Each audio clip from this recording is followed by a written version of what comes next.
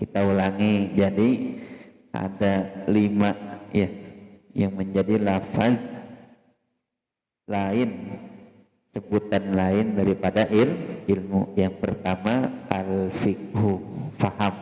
Jadi ilmu itu tentang kepahaman, apalagi urusan agama, agar kita tahu halal dan haram gitu ya. Yang kedua ilmu sebagai pupuknya iman. Tidak mungkin iman itu tumbuh subur tanpa dibarengi dengan ilmu yang cukup tentang mengenal Allah Subhanahu wa ta'ala.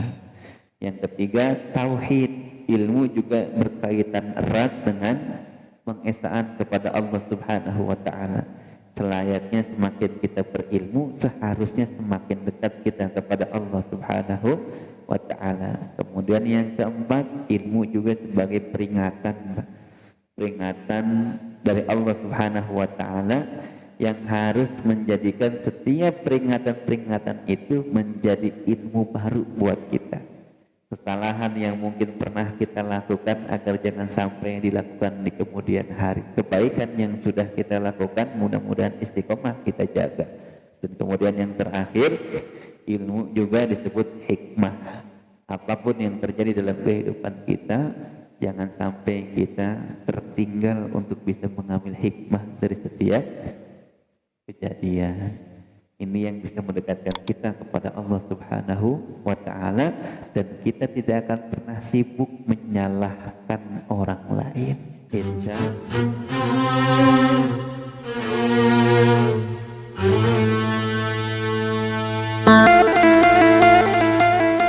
segala puja dan puji syukur kita panjatkan kehadirat Allah Subhanahu wa ta'ala yang senantiasa memberikan kita banyak nikmat, sehingga syukur alhamdulillah kita bisa berkumpul di tempat yang mulia dan penuh berkah.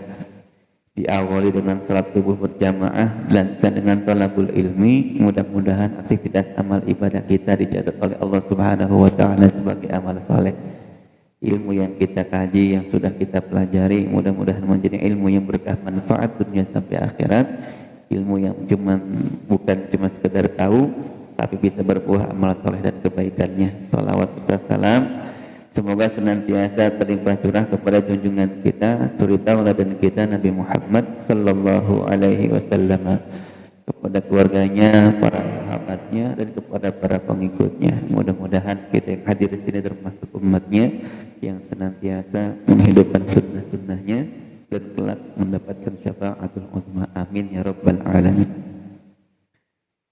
Hadirin yang dirahmati Allah Subhanahu wa ta'ala, melanjutkan daripada kajian kita dari kitab Ihya Ulumuddin, masih tentang ilmu, Pak.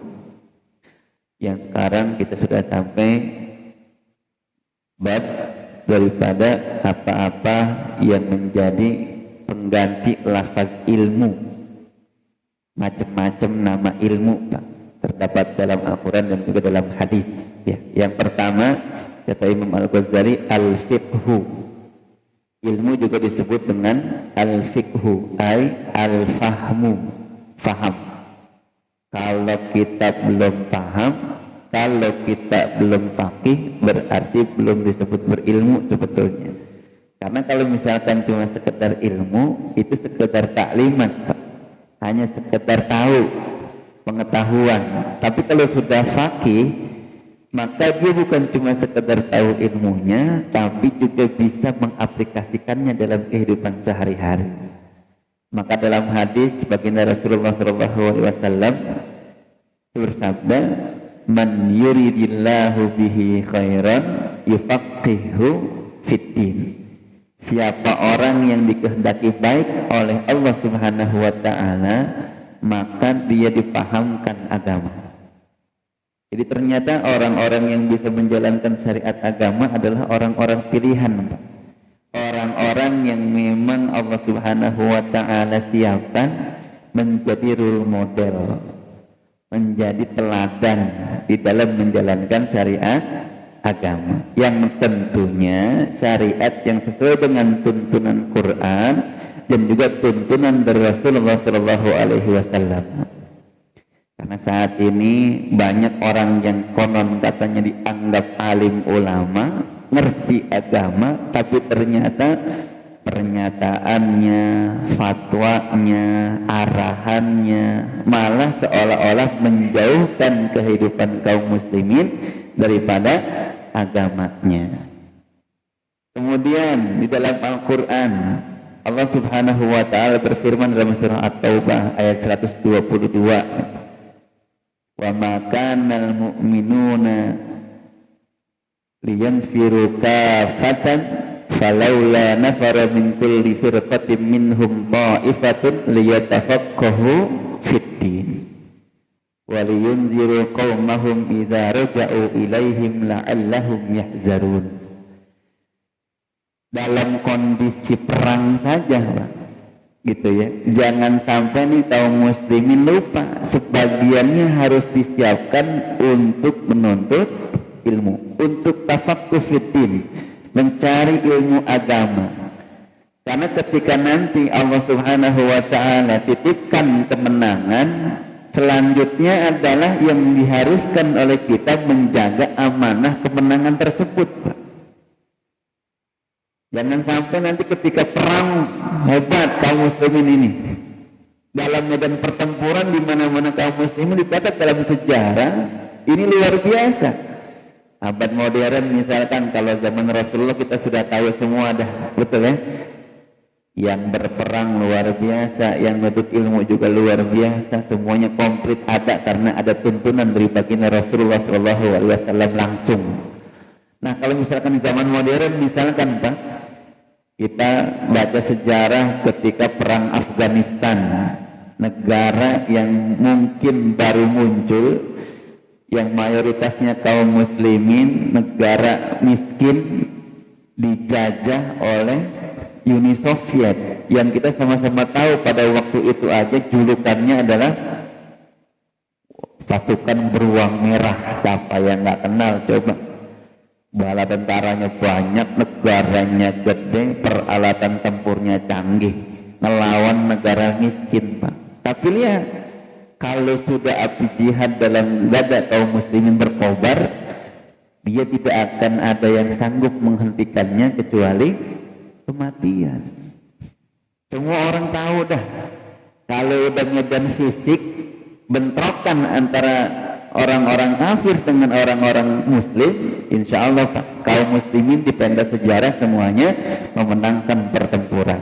Heroik semua bahkan ceritanya.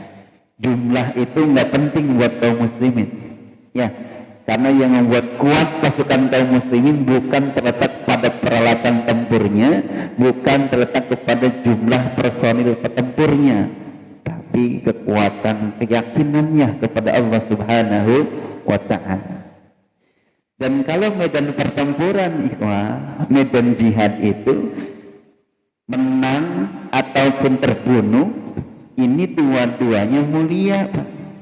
Terbunuh menjadi syahid, menang mendapatkan anugerah kemenangan dari Allah Subhanahu wa ta'ala, mendapatkan kekuasaan. Kalau misalkan saat ini dunia modern, perang fisiknya mungkin nggak ada, mungkin gitu ya, bisa jadi ada nanti. Tapi sekarang itu yang ada adalah perang pemikiran, yang bahkan ini jauh lebih berbahaya ketimbang perang fisik. Tadi tuh kalau perang fisik dua-duanya menang kita, kalah menjadi syahid. Ketika menang kita dapat kekuasaan. Tapi kalau perang pemikiran, maka tidak ada tawar-menawar bagi kita, kita harus menjadi pemenangnya. Karena kalau perang pemikiran kita kalah, Pak, maka taruhannya adalah akidah. Betul ya? Betul ya? Ya mungkin kita berkali-kali bilang, sering disampaikan, kalau yang hadir di sini bapak-bapak dan ibu-ibunya ini, insya Allah nih Pak, sudah sangat tahu dan paham, karena dari kecil mungkin kita dibesarkan, dididik di lingkungan orang-orang yang taat beragama. Nyatanya kan saat ini aja ada di majelis ilmu, betul Pak? Yang kita khawatirkan bukan kita saat ini, tapi generasi kita berikutnya. Coba kita lihat kenyataannya Pak, ya, gadget kayak kita dulu kecil, enggak kayak sekarang gadget itu. Dulu yang punya handphone mungkin orang-orang enggak yang berduit aja tuh, pulsanya mahal, handphonenya mahal, sinyalnya susah. Sekarang dunia itu di dalam genggaman anak-anak kita, di kantong-kantong mereka. Coba kapan mereka buka sosial media sudah ada. Yang mungkin sangat mengkhawatirkan yang dia baca gitu ya, ini khawatirnya Pak, bacaan-bacaan yang bisa menggiring opini, pemahaman yang bisa menyesatkan. Berapa banyak coba yang sekarang ada orang yang berupaya, berusaha membenturkan antara budaya dengan agama. Ini kan butuh kefahaman Pak, betul ya? Betul? Masya Allah, Masya Allah. Yang sebetulnya sudah bertahun-tahun yang lalu hidup antara kaum muslimin dengan yang lainnya biasa aja, tapi sekarang sudah diangkat nih Pak. Jilbab dengan dalih kemajemukan dan lain sebagainya gitu ya, dibenturkan dengan pakaian-pakaian yang ada di Nusantara. Padahal bisa nggak dikolaborasi tuh antara pakaian bernuansa Nusantara, bernuansa adat, tapi juga tidak bertentangan dengan syariat. Nah, tata cara kaum muslimin menyapa saudaranya yang lain seolah-olah ini menjadi masalah. Kita punya bahasa ketemu saudara itu assalamualaikum, mau diganti dengan yang lainnya Pak. Padahal itu merupakan sebuah doa, betul ya? Dan sekarang ramai itu di media sosial. Dan masih banyak lagi metode-metode pemikiran yang sebetulnya memang ditunjukkan melumpuhkan akidah daripada kaum muslimin, khususnya generasi muda. Karena untuk menghancurkan sebuah bangsa dan negara nggak usah diserang Pak, tapi cukup hancurkan generasi muda yang akan memimpin sebuah bangsa dan negara di kemudian harinya. Nih al-fiqhu. Jadi sepenting apapun suasana kita, maka jangan pernah tinggalkan pengajian, jangan pernah kita sepelekan menuntut ilmu. Yang kedua, al-lafzu tsani, ilmu juga disebut al-ilmu, memang sebutannya, memang nama aslinya al-ilmu. Ilmu apa Pak? Di dalam Al-Quran Allah Subhanahu wa ta'ala bilang, yarfa'illahu allazina amanu minkum wallazina utul ilma darajat. Allah akan mengangkat derajat orang-orang yang beriman dan orang-orang yang memiliki ilmu. Jadi sesudah kita beriman, maka tugas berikutnya adalah kita menuntut ilmu. Perintah untuk bertauhid saja Pak, perintahnya dimulai dengan perintah untuk mencari ilmu. Fa'lam annahu la ilaha illallah. Ketahui olehmu, ilmui olehmu la ilaha illallah. Kalimat la ilaha illallah harus kita pahami betul, harus kita ilmui betul. Kenapa kalimat la ilaha illallah ini ketika dulu pertama kali dibawa oleh baginda Rasulullah SAW begitu luar biasa Pak, itu ya, efek perubahan yang dibawa kalimat ini begitu luar biasa. Apakah Abu Jahal CS ini nggak bisa mengucap la ilaha illallah?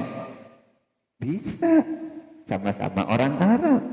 Tapi kenapa mereka berat sekali mengucapkan la ilaha illallah? Karena mereka tahu konsekuensinya. Ketika sudah berikrar la ilaha illallah, maka semuanya harus kita tundukkan kepada aturan Allah Subhanahu wa ta'ala. Haruslah kita loyal kepada baginda Rasulullah sallallahu alaihi wasallam. Ini yang mereka enggak mau. Sebabnya banyak, biasanya karena kesombongan, gengsi, gitu ya. Menganggap ini merupakan ajaran baru, bertentangan dengan sosial kondisi masyarakat yang sudah ada berabad-abad lamanya. Yang dulu menyembah batu, sekarang diajarkan untuk bertauhid, hanya menyembah Allah Subhanahu wa ta'ala. Yang hukumnya menurut mereka adalah mereka sebagai para pembuat hukum, tapi sekarang harus tunduk kepada hukum Allah Subhanahu wa ta'ala. Mereka nggak mau. Maka kita harus betul-betul tahu nih Pak, makna la ilaha illallah berarti menyerahkan totalitas segala urusan kita hanya kepada tuntunan Allah dan juga Rasulullah sallallahu alaihi wasallam. Nggak bisa dipisah-pisahin tuh. Ada yang pengen katanya belajar Quran saja, hadis mah nggak perlu. Ada ya orang-orang yang disebut inkarus sunnah itu. Padahal dia bagaimana bisa menerjemahkan Al-Quran kalau sunnahnya, kalau hadis baginda Rasulullahnya ditinggalkan. Sholat itu kan Pak, perintahnya di dalam Al-Quran ada, tapi mengenai tata cara sholat gitu ya. Kemudian pekerjaan-pekerjaan sebagai penunjang sholat tidak dijelaskan rinci dalam Quran, tapi dijelaskan lewat hadis baginda Rasulullah sallallahu alaihi wasallam. Membayar zakat, ibadah haji, coba itu. Ada orang yang tiba-tiba sok-sokan ingin menggali Al-Quran saja tanpa harus menggunakan sunnah.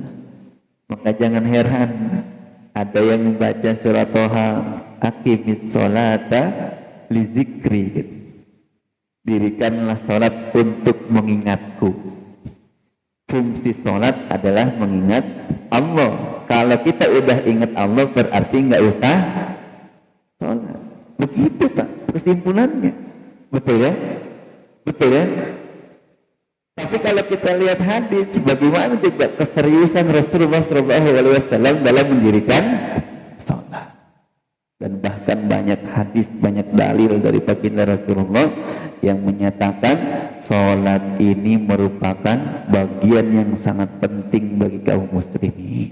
Nih ikhwatal iman, Masya Allah, bukan perkara mudah Pak. Gitu. Yang ketiga, lafaz yang ketiga tentang ilmu juga at-tauhid, yaitu mengesahkan Allah Subhanahu wa ta'ala. Jadi mengesahkan Allah sangat erat hubungannya dengan ilmu. Orang yang semakin berilmu seharusnya semakin dekat dan semakin taat kepada Allah Subhanahu wa ta'ala. Melihat alam ini yang ada di sekitar kita seharusnya kan mendekatkan kita kepada Allah semuanya Pak. Bagaimana tidak coba? Semuanya disiapkan oleh Allah untuk manusia yang sebetulnya dititipkan untuk menjadi jalan kebaikan apapun bentuknya. Tauhid itu. Yang tauhid ini memiliki 3 unsur. Yang pertama, antakuna bilisanika la ilaha illallah. Kita berucap dengan lisan kita la ilaha illallah. Lisan kita harus berujar juga. Yang kedua, alla yakuna fil qalbi mukhalifah wa inkar li mafhum hadzal qaul. Hati kita juga jangan bertentangan dengan apa yang telah kita ucapkan. Mulutnya bilang la ilaha illallah, kita melaksanakan ketaatan dan tunduk kepada Allah, tapi hati kita inkar. Inilah orang-orang munafik. Ya, lisannya sih beriman, tapi hatinya inkar. Ketika duduk sama orang-orang beriman, dijelaskan dalam surah Al-Baqarah itu ayat-ayat pertama oleh Allah Subhanahu wa ta'ala, mereka bilang amanna. Tapi ketika mereka udah balik, wa iza khalau ba'duhum, ketika mereka sudah balik kepada bagian mereka lagi, mereka bilang innama nahnu mustahzi'un. Kami cuman memperolok-olok mereka, kami cuman ngejek mereka, kami cuman nipu mereka. Wah, luar biasa nih. Kira-kira zaman sekarang banyak nggak yang model gini? Lisannya ngucap la ilaha illallah, hati dan perilakunya sangat jauh daripada tuntunan la ilaha illallah. Halo? Halo? Banyak apa? Banyak? Banyak? Banyak. Syariatnya mah ditolak gitu ya, tapi kalau ekonominya dipakai. Betul nggak? Ada nggak yang begitu? Mudah-mudahan nggak terjadi di Indonesia. Amin ya robbal. Yang ketiga, unsur ketiga tauhid, an yural umura kullaha minallahi ta'ala. Bahwasanya kita melihat segala sesuatu itu semuanya dari Allah Subhanahu wa ta'ala. Ini tauhid yang mengajarkan kita nih Pak. Adanya pandemi gitu ya, banyak musibah, bencana alam, ini merupakan sinyal dari Allah Subhanahu wa ta'ala. Nggak mungkin ada sesuatu yang terjadi di alam dunia ini semuanya kebetulan, nggak ada Pak. Tauhid kita mengajarkan segala sesuatu yang terjadi di alam dunia ini dalam kehidupan kita semuanya by design, semuanya atas izin Allah Subhanahu wa ta'ala. Ini tauhid yang mengajarkan kita. Jadi jangan sampai kita punya paham, punya keyakinan ada hasil usaha manusia begitu ya. Meskipun ada, tapi semuanya atas izin Allah Subhanahu wa ta'ala. Maka sudah selayaknya ikhwah, kalau misalkan kita sudah paham ini, kita kembalikan semuanya kepada Allah. Dan kalau sudah kembali kepada Allah Subhanahu wa ta'ala, yang akan kita dapati adalah bagaimana tuntunan syariat agama ketika mendapatkan ujian, mendapatkan peringatan dari Allah Subhanahu wa ta'ala berupa bencana dan lain sebagainya. Pandemi itu bencana Pak. Bahkan sekarang pandeminya seluruh dunia. Indonesia sudah 1 juta lebih orang. Kalau misalkan terdata semua, konon katanya datanya itu simpang siur Pak. Simpang siurnya aja 1 juta. Yang realnya berapa coba? Ya, sekarang sudah hampir setiap hari itu hampir 8.000 sampai 10.000 kasus. Rumah sakit di mana-mana penuh, luar biasa, lebih dahsyat ketimbang waktu awal-awal tahun kemarin. Dan ternyata sudah hampir 1 tahun. Masya Allah, Masya Allah. Ujian bukan ini. Nah, di lingkungan kita banyakkah sudah yang kena? Banyak? Banyak. Ya. Ini sebagai pelajaran yang berharga buat kita nih. Maka semuanya kita kembalikan kepada tauhid kita, kepada Allah Subhanahu wa ta'ala. Tidak akan terjadi sesuatu kecuali atas izin Allah Subhanahu wa ta'ala. Maka penting nih Pak, tauhid. Kemudian makna yang keempat daripada al-ilmu adalah az-zikru wa tazkir. Ilmu juga disebut az-zikru, pengingat, at-tazkir, peringatan. Di dalam surah Az-Zariyat ayat 55 Allah Subhanahu wa ta'ala berfirman, wa zakir fa inna dzikra tanfa'ul mu'minin. Maka berilah peringatan, sesungguhnya peringatan itu bermanfaat bagi orang-orang beriman. Kalau kita kagak diperingatin, biasanya kita nggak waspada Pak. Ya, maka dikasih peringatan sebagai pengingat kita gitu ya. Barangkali melihat fenomena saat ini yang terjadi, ini bukan lagi sebagai ujian. Betul ya? Kalau ujian kan identiknya dengan orang-orang beriman Pak. Orang-orang yang taat diuji dia, dikasih ujian dia. Tapi kalau sudah bentuknya peringatan, biasanya buat orang-orang yang lalai dan lupa kepada Allah Subhanahu wa ta'ala. Dalam surah Al-Ankabut ayat 40 dibilang tuh, ya, fakullan akhadna bizambihi, dan itu semuanya disebabkan tersebab dosa. Faminhum man arsalna alaihi hasiba, ada yang dihujani batu kerikil. Wa minhum man akhadathu sayhah, ada yang dengan suara bergemuruh.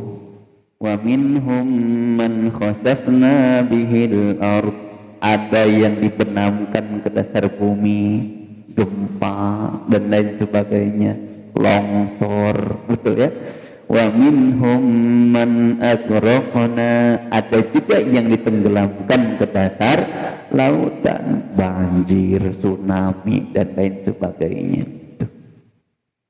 Wa ma kana Allahu liyazlimahum walakin kanu anfusahum yazlimun. Allah tidak berlaku zalim kepada mereka, tapi justru mereka lah yang menzalimi dirinya. Banjir ini bukan cuma tersebab curah hujan tinggi, Pak. Betul nggak?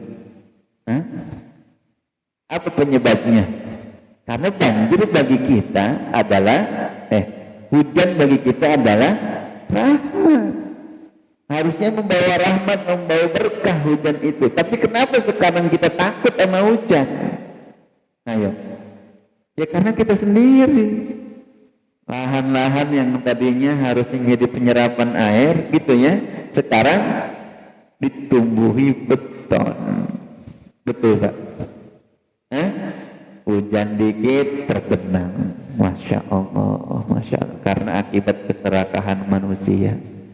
Hutan-hutan yang sebagai penyangga nih, agar air tidak langsung turun ke daerah pemukiman, hutannya botak, gundul, enggak ditanemin lagi. Betul Pak? Ada yang berubah alih fungsi gitu ya, ada yang ditambang. Masya Allah, kejadian kemarin kan sebagai pelajaran berharga itu di Kalimantan, betul ya. Dari berapa kabupaten itu, 13 kabupaten kalau nggak salah ya, 11 kabupaten terendam banjir, nyaris Pak satu provinsi lumpuh. Itu kita baca lubang di Kalimantan Timur itu bekas galian tambang ada 874 saya baca, yang digali oleh 150-an perusahaan. Masya Allah, Masya Allah. Kalau udah begitu siapa yang harus tanggung jawab coba? Sampai saat ini belum surut. Dari kapan tahu itu?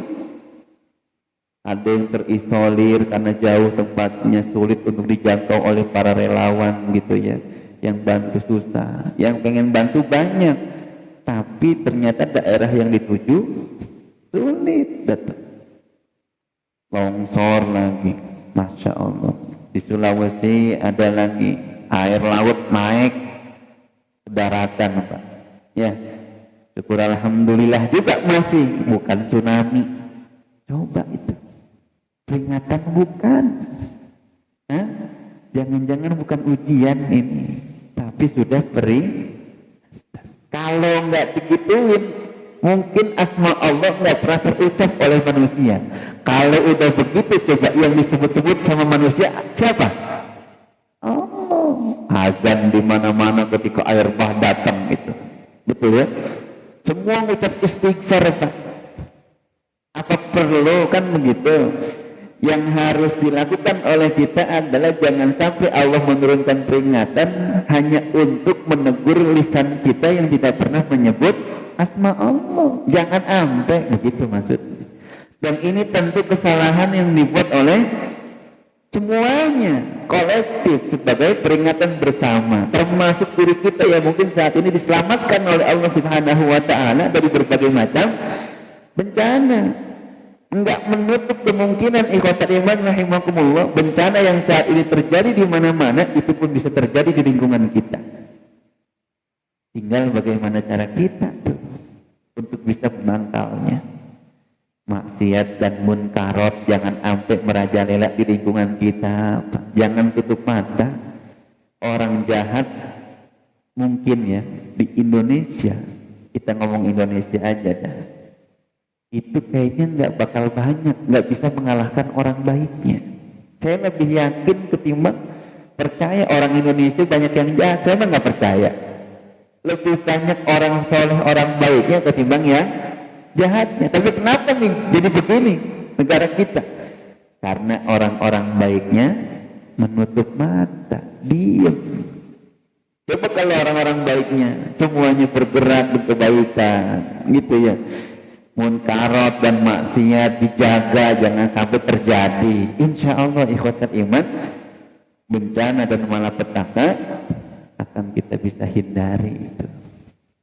Nih ikhwatul iman. Atau yang kedua, ini sebagai pelajaran bagi kita bagaimana diri kita menjaga soliditas, Pak. Diuji nih, bagaimana sifat empati kita sebagai orang-orang beriman terhadap saudaranya yang lain.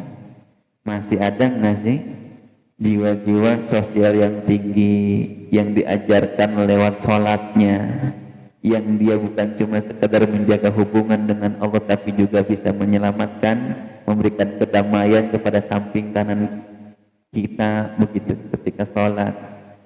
Nah ini pun harus kita aplikasikan dalam kehidupan. Maka ketika mendapatkan peringatan gitu ya, kita harus segera berbenah. Ini perintah kalimatnya. Wadzakir, kita yang ngingetin banyak orang, jangan, ini bisa mengundang murka Allah. Suruh beri peringatan. Kalau udah datang peringatan Allah, terkadang yang kena efeknya bukan cuma yang salah, bukan cuma yang maksiat, tapi semua. Betul ya? Betul ya?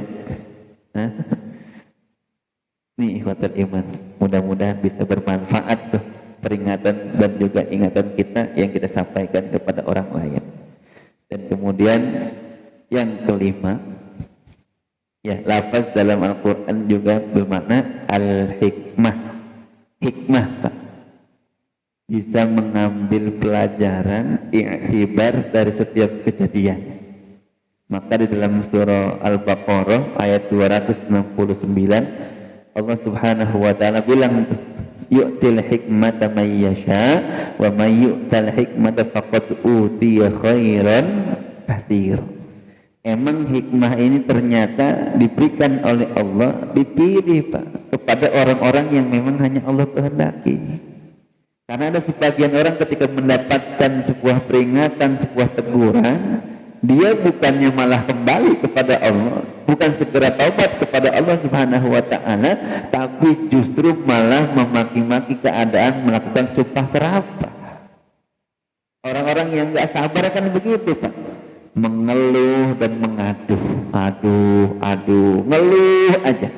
Ya, udah tahu kita dalam kondisi saat ini seperti ini, harusnya kan masjid-masjid tambah ramai, betul ya? Al-Quran semakin sering kita dengar dan kita baca, lisan kita semakin akrab dengan berzikir kepada Allah, bahasa terus tuh. Pikiran kita nggak pernah punya pikiran jahat, iri dengki kepada orang lain, karena sebagian besarnya itu adalah penyebab murka Allah Subhanahu wa ta'ala. Melihat saudara kita mendapatkan ujian, petaka dan bencana, seolah-olah kita hanya bersyukur kita tidak mendapatkannya, tapi tidak pernah mau memberikan perhatiannya meskipun hanya sebatas doa. Silakan sudah. Ya. Zaman Umar bin Khattab juga pernah terjadi Pak musim paceklik. Ya, di zaman beliau juga pernah terjadi wabah pandemi taun di negeri Syam itu. Lalu bagaimana yang bisa kita ambil hikmah dan pelajaran? Kan begitu. Ya, Imam Hasan al-Basri berkomentar, beruntunglah mereka yang hidup pada waktu itu, yang mereka menganggap antara tanah dengan emas sudah tidak ada bedanya. Nggak berharga Pak Mas itu. Yang kaum muslimin itu sibuk Pak memberikan perhatian kepada tetangganya. Ya, sahabat-sahabat seperti Abu Dzar itu muter Pak keliling kampung untuk ngasih-ngasih makanan. Khawatir nanti saudaranya yang lain belum makan. Bahkan ada cerita-cerita yang begitu menyentuh hati kita. Ya, dapat makanan dikasih sama orang nih, dikasihin lagi ke tetangganya. Dia bilang kita bisa sabar, tapi barangkali tetangga kita belum makan, lebih lama belum makannya ketimbang kita. Coba itu Pak. Sekarang gimana yang terjadi? Datang bantuan, dicegat tengah jalan, turunin semuanya. Perkara yang di ujung sana belum dapat, nggak peduli. Yang penting perut saya kenyang duluan. Innalillahi wa inna ilaihi. Oh, coba itu. Nyatanya begitu enggak? Hah? Nah maka lewat ujian-ujian pandemi bencana ini mudah-mudahan menghidupkan hati kita yang mungkin sedikit keras membatu Pak. Barangkali kalau dengan lisan para alim ulama yang sudah mengingatkan kita gitu ya, enggak sampai dan enggak mau dengar. Allah kalau udah ngasih peringatan tuh baru hujan gitu ya, udah kelabakan seluruh manusia. Padahal kemarin sebelum hujan gede gitu ya, sebelum ada bencana, udah diingetin belum sama alim ulama kita? Udah, ayo taat. Semuanya ini adalah yang terdapat di alam semesta adalah tentaranya Allah. Allah tinggal gerakin aja. Banjir. Yang nggak pernah kebanjiran sekarang kebanjiran, yang biasa kebanjiran sekarang kagak banjir. Bisa nggak begitu? Bisa. Mudah sekali buat Allah. Nah begitu ikhwatul iman rahimakumullah. Ayo dah ya, kita bisa ngambil pelajaran kira-kira dari kejadian-kejadian peristiwa yang ada dalam kehidupan kita. Hikmah apa saja yang sudah kita petik Pak, agar jangan sampai ini ujian ini lewat kita nggak dapat apa-apa.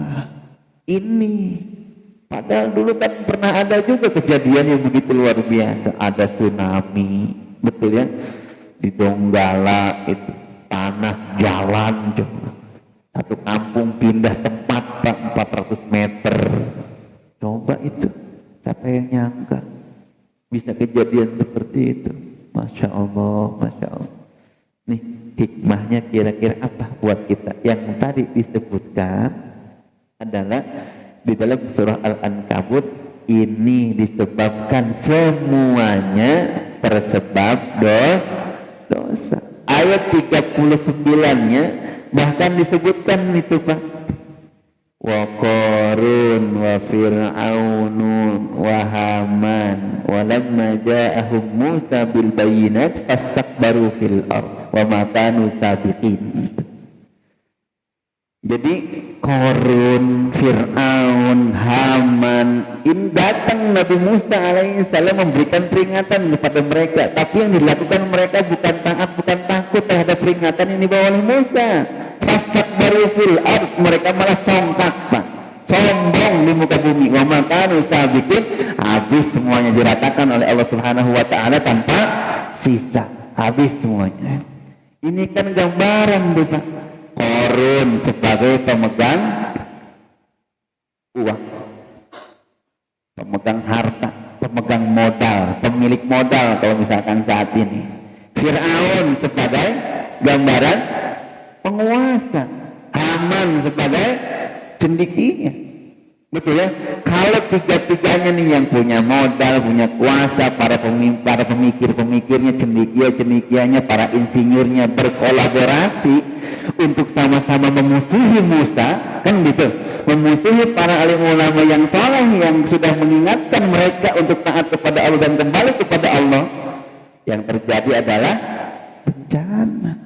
Dan kalau udah datang peringatan Allah nih, mereka tinggal nunggu waktu aja nih Pak. Nah kira-kira kejadian nggak saat ini? Para pemilik modal, para pemilik kuasa gitu ya, kemudian orang-orang yang diberikan kecerdasan cendekia berkolaborasi Pak untuk memusuhi orang-orang yang membawa kebenaran, untuk memusuhi orang-orang yang memberikan peringatan. Padahal sudah jauh hari dikasih peringatan oleh Allah. Dan ini pun sebagai peringatan buat kita nih sebagai orang-orang beriman. Ternyata ikhwatul iman rahimakumullah, kalau sudah merajalela semua perbuatan maksiat dan munkarat gitu ya, orang-orang yang soleh, yang lurus, yang istiqomah dimusuhi. Kemudian kita tahu dan kita hanya berdiam diri tanpa melakukan apapun, yang ada adalah peringatan Allah Subhanahu wa ta'ala gitu ya. Dilanjutkan makanya ayat ke-40-nya sebagai tanda nih Pak, musibah banyak bakalan menghampiri. Ada yang dihujani batu, ada yang didengar suara gemuruh, ada yang dibenamkan ke dasar bumi, dan ada yang ditenggelamkan ke dalam lautan. Tinggal kita mau ngambil pelajaran ataukah tidak. Begitu. Kita milih ikut siapa nih? Ikut mereka-mereka yang lulus istiqomah di jalan Allah memberikan peringatan, atau kita justru berseberangan dengan mereka. Na'udzubillah, na'udzubillah. Ujiannya buat kita kan nggak mudah Pak. Paling tidak kan kita harus memastikan nih sikap kita seperti apa, karena khawatir ini pun nanti bakalan ditanya oleh Allah Subhanahu wa ta'ala. Meskipun mungkin sedikit daripada usaha kita nggak bisa merubah banyak Pak. Sebagaimana dicontohkan, betul ya, antara burung pipit dengan cicak ketika Nabiullah Ibrahim alaihissalam dibakar oleh Namrud. Betul. Coba burung pipit bawain air Pak pakai paruhnya, kira-kira dapat berapa tetes? Hah? Ayo coba. Memadamkan api segitu gedenya, Masya Allah, berhari-hari bukan sehari itu api. Burung pipit nggak bisa memadamkan api Pak. Logika kita kan begitu. Begitu pula dengan cicak. Cicaknya niupin api Nabi Ibrahim biar tambah gede. Kira-kira tiupannya cicak segede apa sih? Bisa nambah gede itu api? Enggak. Yang satu berusaha untuk menolong Nabiullah Ibrahim, yang satu ingin mencelakakan Nabiullah Ibrahim alaihi salam. Yang kalau keduanya kalau kita pikirin dan kita nggak mungkin Pak berubah nih. Yang satu nggak sanggup madamin api, yang satu juga nggak bisa ngegedein api. Tapi mereka menyatakan dengan itu sikapnya di posisi mana dia berada. Begitupun pula dengan kita tuh. Nggak ada Pak orang-orang beriman tuh netral. Nggak ada. Orang-orang beriman tuh harus memihak kepada yang hak, yang benar, yang betul, yang lurus. Nggak ada cerita netral. Coba netral, nggak mau ke sini, nggak mau ke sini. Udah tahu mana yang hak, mana yang batil. Kita di tengah-tengah. Oh, siap-siap itu.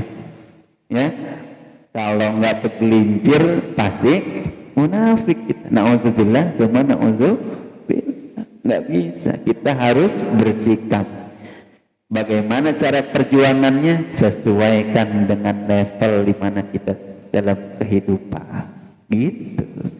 Jadi nggak mesti ada yang wah sama, enggak, beda-beda perjuangannya kan begitu. Paling tidak dengan doa serius, doanya minta kepada Allah Subhanahu wa ta'ala, yang mungkin ini pun bagian yang sangat sulit Pak ya.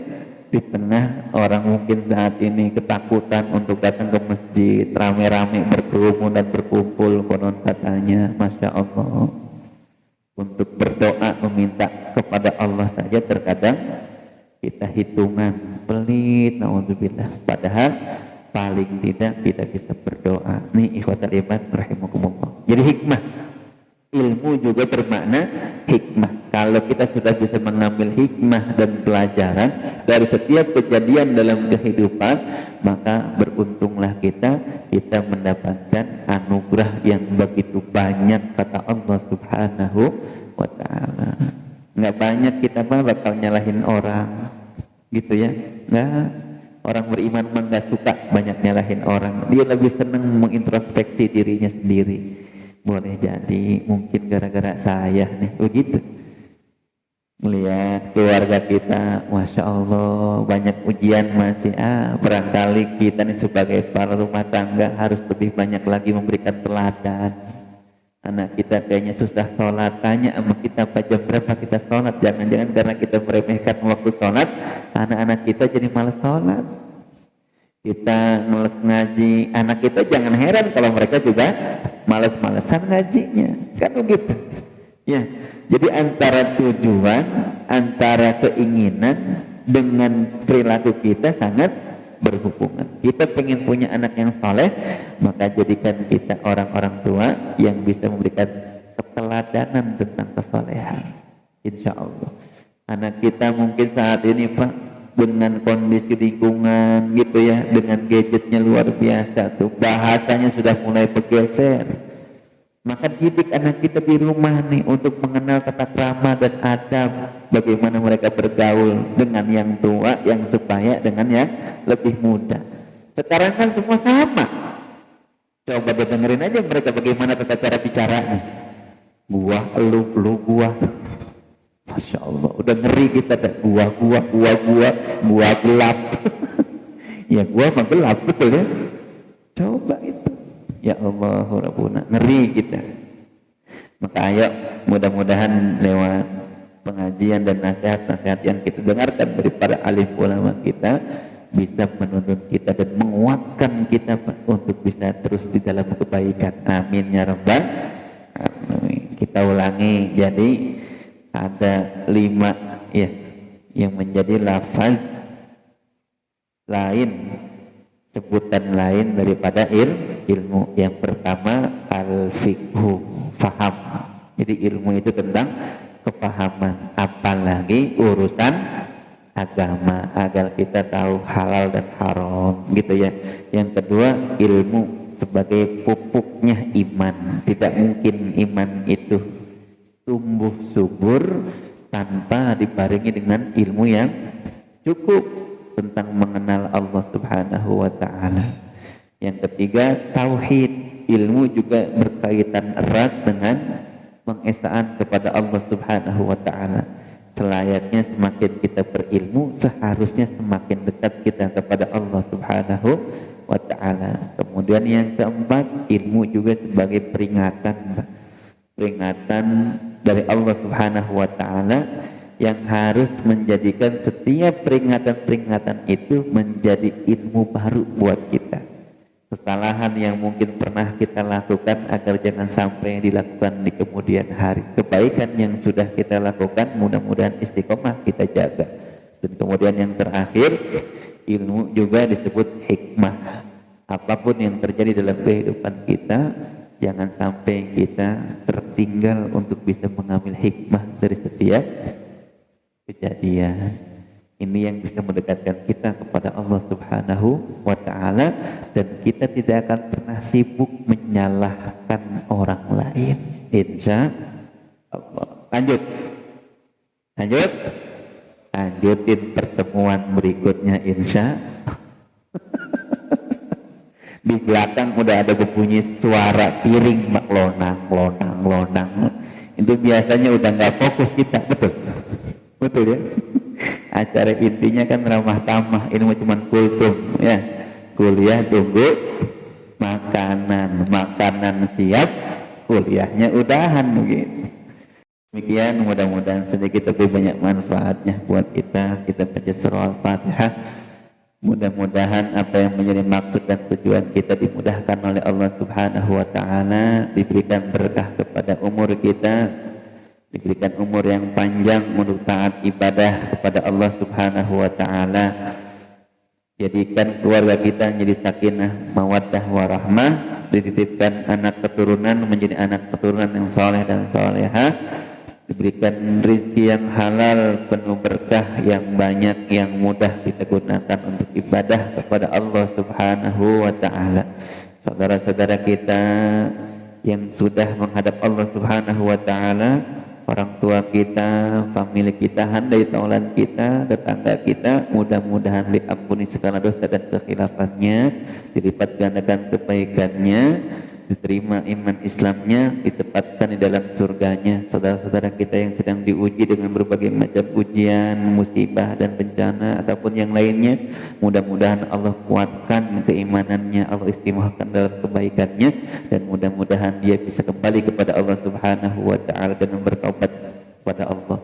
Al-Fatihah. A'udzu billahi minasy syaithanir rajim. Bismillahirrahmanirrahim. Alhamdulillahi rabbil alamin. Arrahmanir rahim. Maliki yaumiddin. Iyyaka na'budu wa iyyaka nasta'in. Ihdinas siratal mustaqim. صراط الذين أنعمت عليهم غير المغضوب عليهم ولا الضالين آمين. Demikian, kurang lebih mohon maaf. Assalamualaikum warahmatullahi wabarakatuh.